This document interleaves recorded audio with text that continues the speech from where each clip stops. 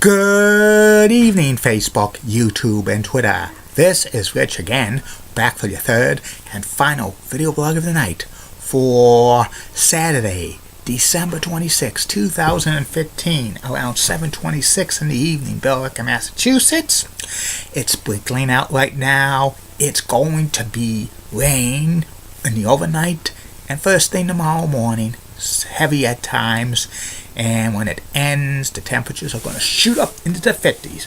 But this will be the last time it will be 50 or higher for quite some time, as new weather patterns going to evolve in New England, back to winter, back to reality, and Tuesday, a potpourri of precipitation, snow, sleet, freezing rain, ice, glaze, and just plain rain.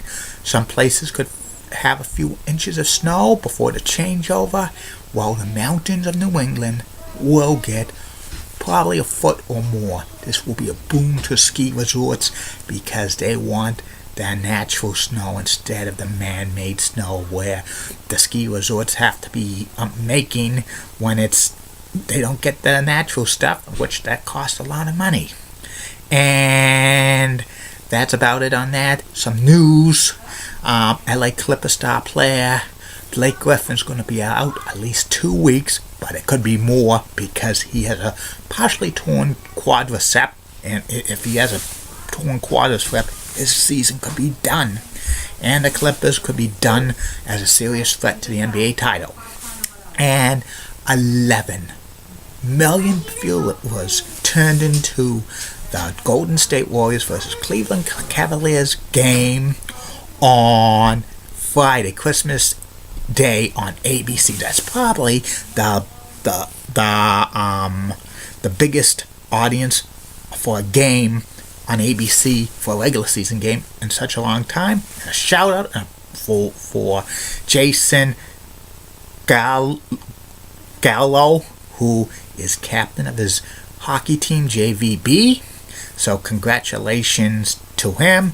Jason is a nephew of a Facebook friend of mine's. And don't forget Facebook, YouTube, and Twitter. If you want anything plugged, anything shouted out, send it to me, private message it me, and it will be shouted out on these video blogs. I cannot send a shout out if you don't give me the information, because I'm not going to shout out people's names at random. That's not how I do it in the business. That's about it on that. My third and final video blog of the night is about the classic TV game show, Face the Music.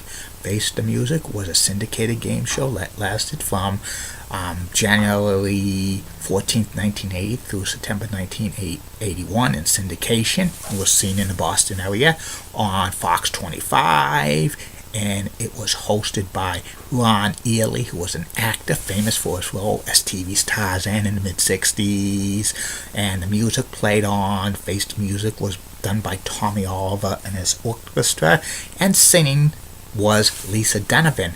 It was produced by Sandy Frank Productions, who Sandy Frank was a television syndicator who was known for syndicating some of Chuck Barris's game shows in the 1970s, including Treasure Hunt, Gone Show, Dating Game, and the Newlywed Game. And it was announced by Dave Williams the first season. It wasn't the former hockey player Dave the Tiger Williams. Second season it was announced by John Harlan and Art James, and it was filmed in Hollywood. And the premise for Face the Music, it was kind of a name that tune type of game show, but under a twist that to guess the songs, the guests were parts of clues to famous people, places, or things. They had 3 contestants play for the right to face the champion at the bonus round.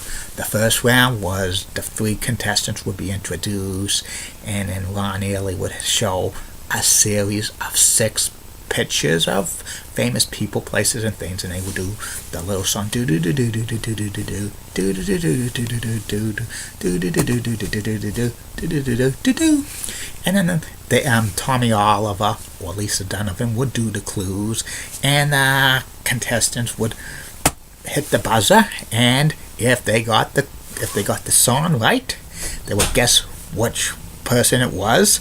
If they got it right, they would get 10 points. But if they got it wrong, they were frozen out of the next clue. And they would do that until it was all the people were guessed.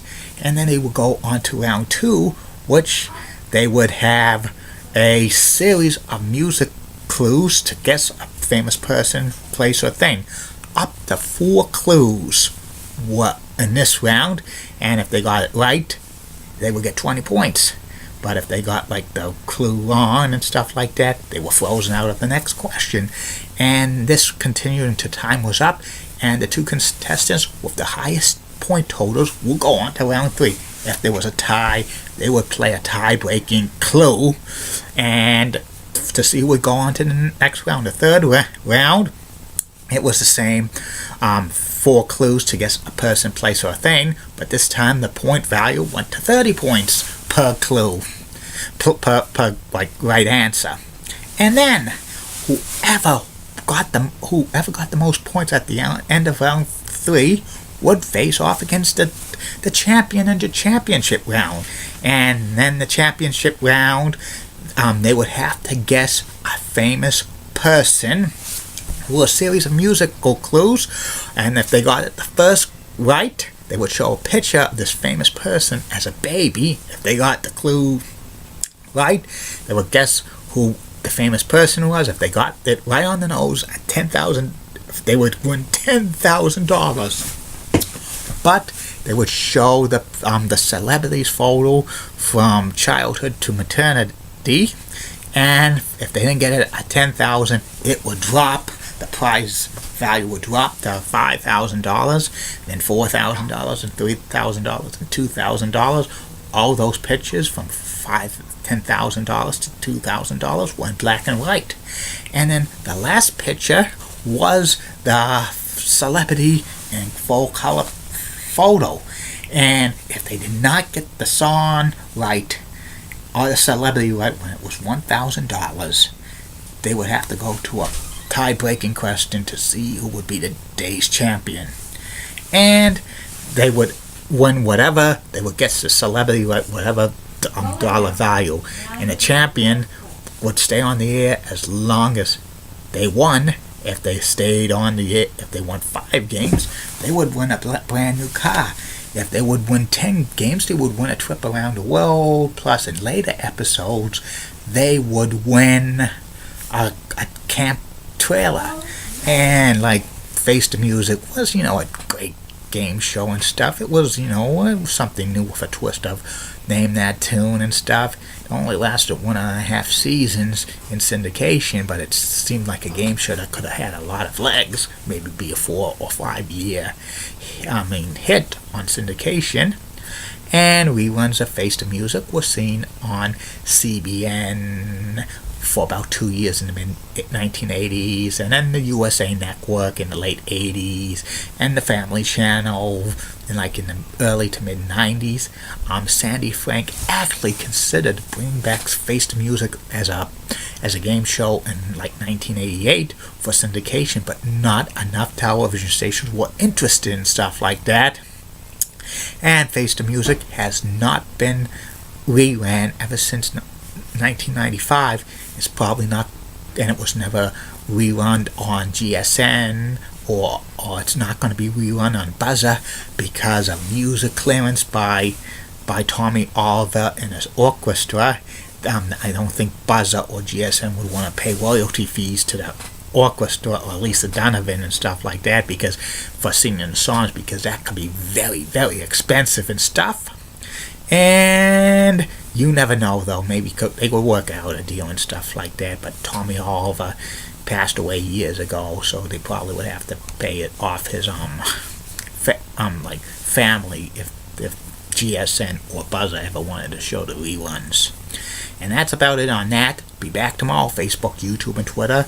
This time, you're going to get 4 video blogs. The first 2 video blogs will be about the top 10 list of the best sports stars ever to win the number 53 and 54. Third video blog will be about the former Herb Abrams Universal Wrestling Federation that was around for a year in the early 1990s. And the fourth and final video blog of the night will be about MBTA Bus Route 430 that goes from Malden Center MBTA station to Saugus Center.